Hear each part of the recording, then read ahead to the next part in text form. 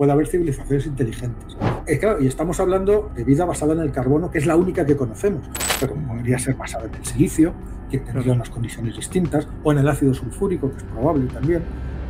De hecho, habría más posibilidades de que se forme vida a partir de moléculas de ácido sulfúrico que de carbono, como somos nosotros.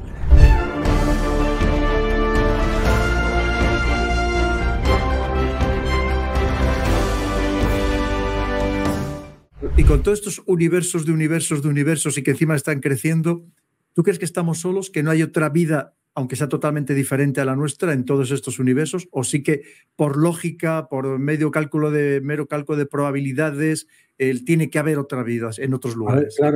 Claro, tú lo has dicho. Es que es muy improbable. Es muy improbable. Tú fíjate, nosotros vivimos en una galaxia que es la Vía Láctea y no sabemos muy bien cuántas estrellas tiene porque estamos dentro y es como intentar ver un edificio asomándote a una ventana de ese propio edificio, no lo ves entero, no podemos verlo entero. Pero por las que tenemos alrededor, se calcula que dentro de nuestra galaxia, que es la Vía Láctea, hay entre 200.000 millones y 400.000 millones de estrellas. Madre mía. En nuestra galaxia, que es esa espiral tan bonita, solo en nuestra galaxia. Nuestra galaxia está en un grupo de otras galaxias y tenemos una vecina que es más o menos de nuestro tamaño, quizá un poco más grande, que es Andrómeda. Andrómeda mide 100.000 años luz de punta a punta y se piensa que tiene hasta 1 billón de estrellas.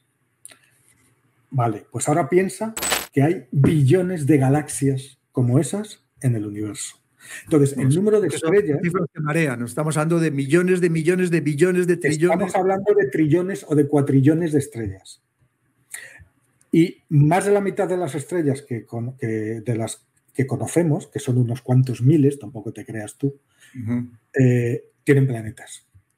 Es decir, tienes que multiplicar el número de estrellas para dejarlo en su nivel mínimo por 2. Pero nosotros, por ejemplo, tenemos 8 planetas. Y hay sistemas que tienen 5, otros que tienen 6. Bueno, déjalo en lo mínimo posible, 2 planetas. Solamente con que lo multipliques por 2, ese número de trillones, cuatrillones de estrellas ya alcanza otro, ya no se puede ni pronunciar.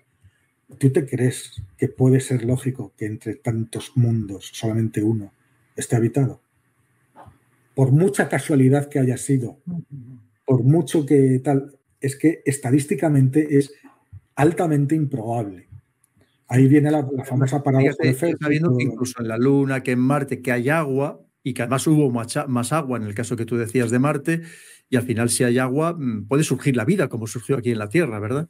Pudo surgir. De hecho, en Marte una de las cosas que se busca no es ya vida presente, que es posible que en determinados lugares en el permafrost donde hay humedad suficiente y protegidos de la radiación, porque ahora Marte está arrasado por la radiación que esteriliza la superficie del planeta para la vida. Si hay algo todavía vivo, tiene que estar bajo tierra. O sea, tienen que ser organismos. Nadie se espera encontrar nada más allá que unas bacterias o unos organismos que han logrado sobrevivir a la época dorada de Marte, cuando tenía el cielo azul y había ríos y mares en la superficie, igual que hay ahora en la Tierra. Eso tal. Pero yo creo que si se encuentra vida, fíjate, yo creo que no va a ser en Marte en el primer sitio. Yo creo que va a ser en alguna luna helada de Júpiter o de Saturno. Porque esto que te decía antes claro, a ver, ¿de dónde saca el agua? ¿Cómo es posible que el agua... Es que hasta en Plutón hay un océano subterráneo. Y Plutón, la temperatura media de la superficie de Plutón es de menos 262 grados. Eso, a esa temperatura... Casi el cero absoluto de Kelvin, ¿no? Hacia el cero absoluto, que son menos 273,15. O sea, a 50 grados. O sea, pero tú imagínate, a esa temperatura, incluso los gases son sólidos. ¿Vale? El carbón, todo es sólido. O sea, el nitrógeno son rocas, no un gas. ¿Cómo puede haber agua líquida ahí? Bueno, pues la hay. ¿Qué pasa? ¿Qué es lo que necesita es que el agua, nosotros estamos muy acostumbrados, pero es uno de los elementos más misteriosos que hay en todo el universo. Las propiedades físicas del agua son únicas, irrepetibles, son casi mágicas, algunas imposibles, ¿vale? Y bueno, está claro que para mantenerse en estado líquido necesita un aporte de energía que le permita eso. ¿Qué significa un estado líquido? El agua sabemos que puede estar en 4 estados, que es gaseoso, líquido, sólido y plasma. ¿Y cuál es el factor que hace pasar de un estado a otro? La temperatura. A menos de, o sea, por debajo de 100 grados, de menos 100, o sea, de 100 grados de calor, de temperatura, el agua hierve. A 100 grados hierve. Entonces se convierte en vapor. ¿Eso qué quiere decir? Que las moléculas de agua están como locas, moviéndose con un nivel de energía muy alto y no les permite tener el estado líquido, sino gaseoso. Si bajas la temperatura, vamos al estado líquido, que es algo más sólido, más ordenado, pero que también tiene un rango de temperaturas que va de 0 a 100. Por encima de 100 tenemos hielo. Ya no aguanta líquida y se convierte en hielo. Y el cuarto estado... de cero. De cero, perdóname, sí. Perdona. Sí. Vale, entonces es hielo, pero claro, y luego tienes que aumentar muchísimo la temperatura para convertirlo en plasma, ¿no? Pero eso es otra historia. Entonces, ¿de dónde sacan en una luna de Júpiter, por ejemplo, la energía suficiente, ese agua, para mantenerse líquida? Pues la saca de la gravedad del propio planeta. Es decir, lo que se ha descubierto es que hay otras cosas que proporcionan esa energía. ¿Cuáles pueden ser esas cosas? Júpiter es el planeta gigante del sistema solar y Saturno también es muy grande. Las lunas están sujetas a unos movimientos, es como un camarero agitando una coctelera. Es decir, lo que hace Júpiter con sus lunas, ¿no? Que las sacude. Entonces, al sacudirlas provoca una fricción que provoca temperatura que permite que el agua esté líquida. De ahí saca la energía para mantenerse líquida. Y en mundos que son pequeñitos como Plutón, pero donde también es muy cada vez más probable que haya un océano subterráneo, resulta que el núcleo de Plutón no está tan congelado como se pensaba, sino que todavía está caliente. Y ese calor es el que podría permitir que hubiera un océano en Plutón, ¿no? También. Que Plutón está 2 o 3 veces más lejos todavía que Júpiter. O sea, si tú te plantas en la superficie de Plutón, si pudieras hacerlo, y miraras hacia el Sol sería un puntito, una estrella un poquito más brillante que las demás. Nada más. Nada de día, siempre de noche. O sea, sería como un puntito un poquito más brillante. Tal es la distancia a la que está, ¿no? Bueno, pues yo creo, en esos mundos, si hay agua, si se ha podido mantener agua, por ejemplo, hay mundos muy esperanzadores que incluso se ha descubierto, Europa, por ejemplo, tiene unos géiseres. Europa es una luna de Júpiter y está cubierta de hielo. Y por debajo de esa corteza de kilómetros de hielo está el océano. Bueno, pues hay unas fracturas que hacen que surjan unos chorros tan altos, que son de cientos de kilómetros, que llegan al espacio. Entonces, los científicos hace años, la única nave que tenían por ahí, que es la sonda Cassini, cuando vieron eso, intentaron por todos los medios que la sonda Cassini pasara a través de esos chorros. Y lo consiguieron. Entonces, al pasar a través de esos chorros, los instrumentos de la sonda olisquearon de qué estaban hechos. Y había un montón de materia orgánica, había un montón de evidencias, desde luego, de agua líquida y pruebas de que en el fondo de ese océano había una interacción muy fuerte del agua con el fondo rocoso, con la roca del planeta, no con el hielo de la superficie, sino con la roca madre, la roca dura, y que había incluso actividad geotermal, como esas chimeneas termales que hay en los fondos de nuestros océanos y que albergan comunidades de vida. Eso te iba a decir, porque además, eso es lo que te iba a decir, que se ha demostrado que hay vida en los lugares más impensables, tanto temperaturas extremas, presiones extremas, y en cambio hay vida, hay otro tipo de vida, pero hay vida, ¿verdad? Aunque sean microorganismos. Entonces, si hay actividad geotermal, que una de las teorías del origen de la vida en la Tierra es que surgió justamente ahí, en esas chimeneas hidrotermales, en las profundidades oceánicas, si tenemos una luna que tiene agua líquida, que tiene compuestos orgánicos y que tiene actividad geotermal, pues hay que ir a echar un vistazo, ¿no? Como Totalmente. mínimo. Claro, porque pues además puede haber vida que esté en una fase muy inicial de su evolución pero evidentemente si esto es tan gigantesco, de tantos millones, de trillones y de cuatrillones, pues puede haber una vida que también esté más avanzada que la nuestra incluso, ¿verdad? Puede haber claro, pero ahí tenemos que jugar con... Claro, pero a ver, no todos los planetas son aptos para la vida, hay que empezar por ahí, pero sí es verdad que los elementos básicos de los que está hecha la vida están en el propio universo, por todas partes. Es decir, elementos orgánicos, prebióticos, los ladrillos de los que está hecho el ADN, por ejemplo, que es la molécula de la vida, ¿no? Están por todas partes. Es como si en el universo, o sea, en nubes moleculares a millones de años luz que todavía se están formando estrellas, ¡zas! Hay moléculas biológicas que pasan a incorporarse a los planetas que se van a formar después alrededor de esas estrellas nacientes. En todas partes existe eso. Entonces, es como si los elementos para la vida estuvieran por todos lados y en los lugares donde las condiciones son propicias, eso se desarrolla. Pero el hecho de que haya vida no quiere decir que esa vida se convierta en algo inteligente. ¿Cómo se pasa de una bacteria a dos personas hablando por internet? Claro, el salto es gigantesco. El único ejemplo que tenemos es el nuestro, no el de la Tierra. Bueno, en la Tierra, la vida, los fósiles de algo vivo más antiguos que se conocen tienen unos 4.000 millones de años. Se piensa que puede tener más porque esos fósiles ya están lo suficientemente desarrollados como para que hubiera algo antes. Entonces se piensa que la vida en la Tierra existe desde hace unos 4.100, 4.200 millones de años. Se formó hace 4.500. Es decir, la primera vida surgió en la Tierra cuando todavía era una bola de magma con algunos charcos y lagunas a muy altas temperaturas. Vale, durante los 3.000 primeros millones de años, que es un tiempo, Pedro, inimaginablemente largo, 3.000 millones de años, casi durante todo, es decir, el 80% de todo el tiempo que ha habido vida en la Tierra, lo único que ha habido aquí han sido bacterias, microorganismos. Nada más. Solamente hace unos 1.000 millones de años,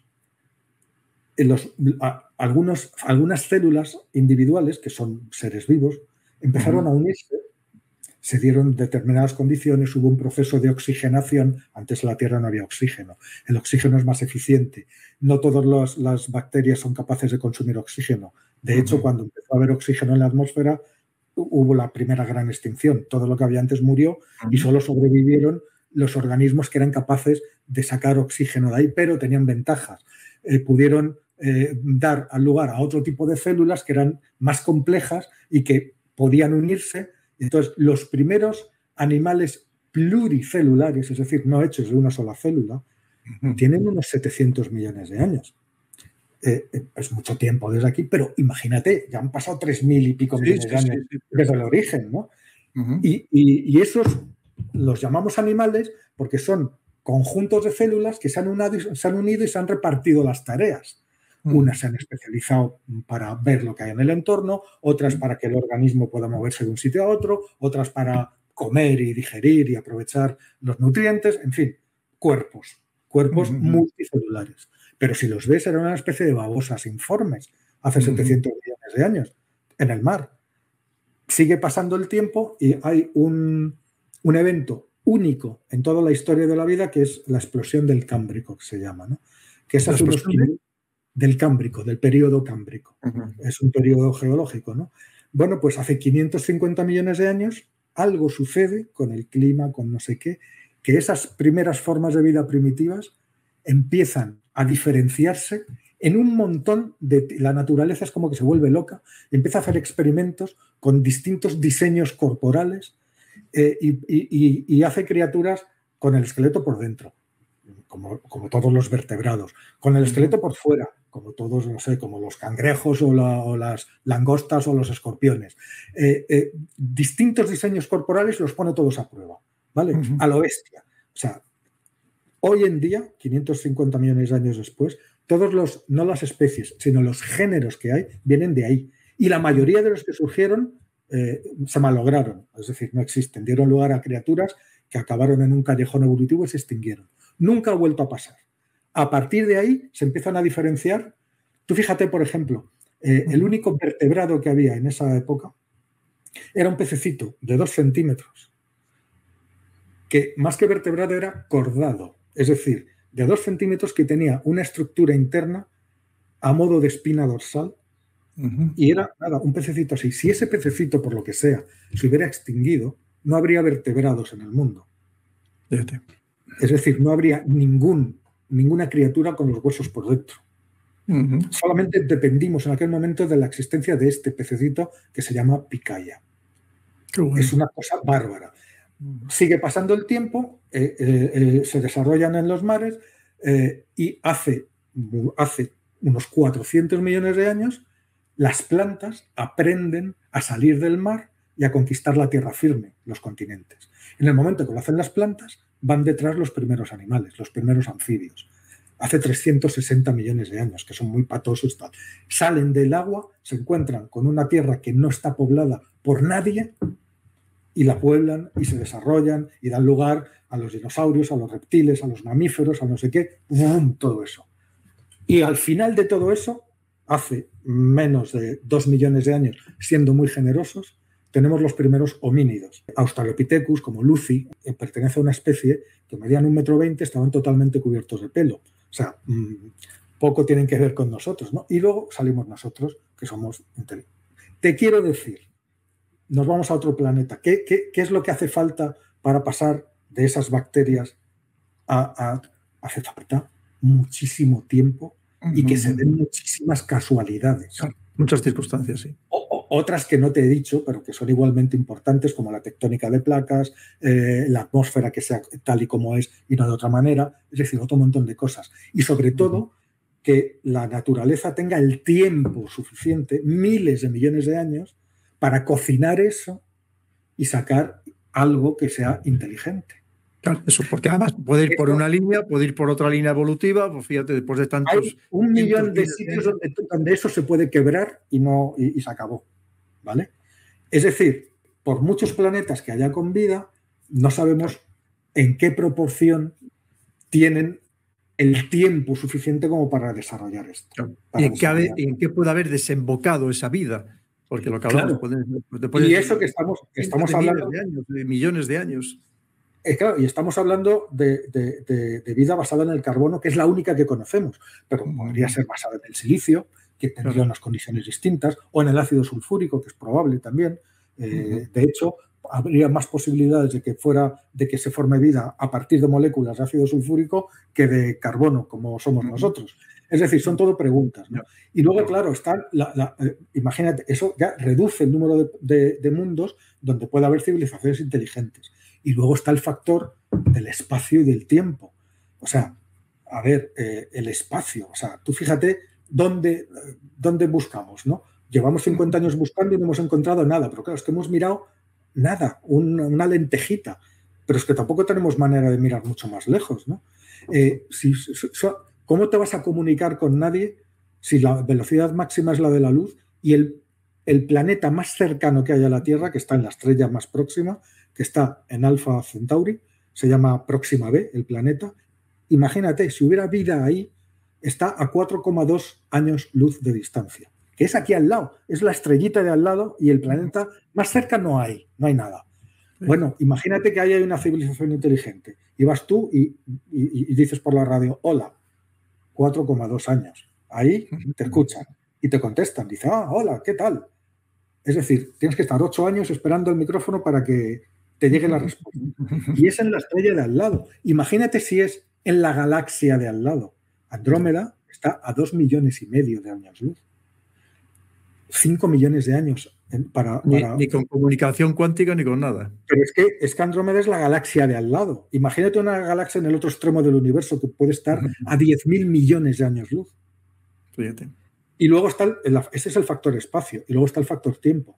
¿Quién te dice a ti? O sea, la Tierra, o sea, el universo surgió hace unos 13.800 millones de años, que fue el Big Bang. Es muchísimo tiempo. La Tierra surgió con el Sol hace 5.000 millones y la Tierra hace unos 4.500 millones. Pero ¿quién te dice a ti que hace 9.000 millones de años no hubo un planeta en el que se desarrolló la vida, en el que llegaron a unos niveles de tecnología tan bestiales que su civilización duró 100 millones de años. Fíjate, nosotros llevamos 1000 años. Pues es que aún así no habría desaparecido para siempre en el océano del tiempo. O sea, nunca podríamos contactar con esa civilización, aunque hubiera existido. Espero que te haya gustado este vídeo. Puedes dejarme comentarios abajo y también compartir el vídeo para que llegue a más personas. Y por supuesto, aquí tienes la entrevista completa con este invitado, que ya veis que hemos tratado de temas interesantísimos que nos afectan a todos, también a ti.